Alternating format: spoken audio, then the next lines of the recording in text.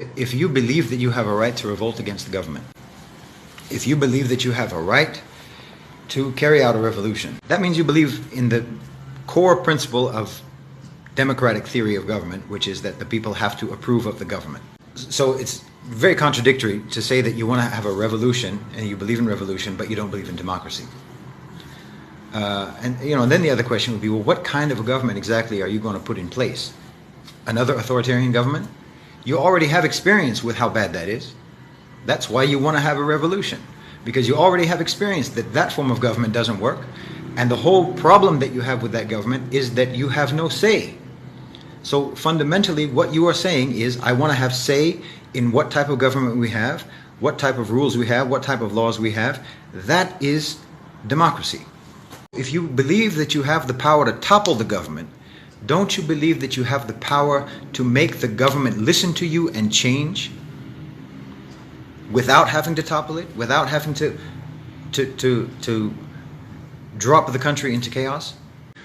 Instead of making your demand that the government must go, make your demand about specific policies that you want to see implemented. Specific policies that you have identified as beneficial to the population, things that will empower the people, improve their lives. Demand those things. But across the board, these revolutionary movements, these revolutionary activists, these opposition people have no ideas.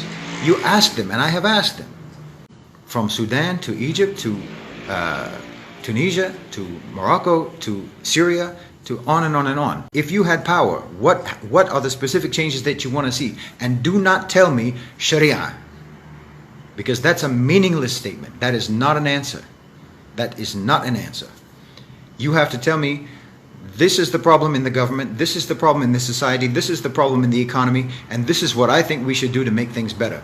And then, if you think that you have the power to overthrow the government, then, for crying out loud, you have the power to make them implement those policies. So you just take it a step at a time and be specific and be clear on what identifying the actual positive changes that you need to accomplish in the society, and pursue those positive changes one by one. If it means going out in the street and demonstrating, then go out in the street and demonstrate. Do whatever are the processes that will put pressure on the government, depending on what your particular situation is, whatever the again, you have to, before you do any of that, you have to do a comprehensive analysis of the power dynamics at play, which I don't think anybody did in Sudan. And I don't think almost anybody did in Egypt when you got rid of Mubarak. I don't think anybody really looked at the global power dynamics that were at play in Egypt, and the economic factors that were at play in Egypt. And nobody wanted to talk about that, because then you have the whole problem of, you have all of these groups and these movements who are actually just as interested in gaining positions in power.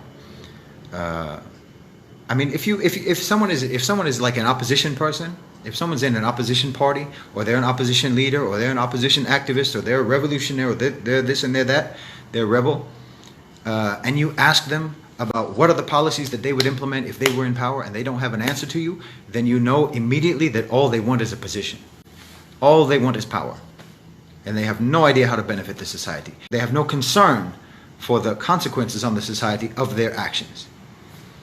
And some of them will be clear about that. Some of them will be just open about it. Some of the real wacky jihadi types, they'll be like, yeah, sometimes you just have to destroy everything, and then you can rebuild, and maybe the people will suffer, but then even in their suffering, then that will make them more open to the Islamic and the blah, blah, blah, blah, blah. Bro, do you even care about people?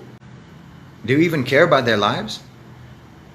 You have like more contempt, more indifference for the population than the government that you're trying to overthrow. You have to actually care about about your brothers and sisters in your country. You have to actually care about what their situation is, and look at the things that can actually benefit them, and then try to pursue those things, policy by policy.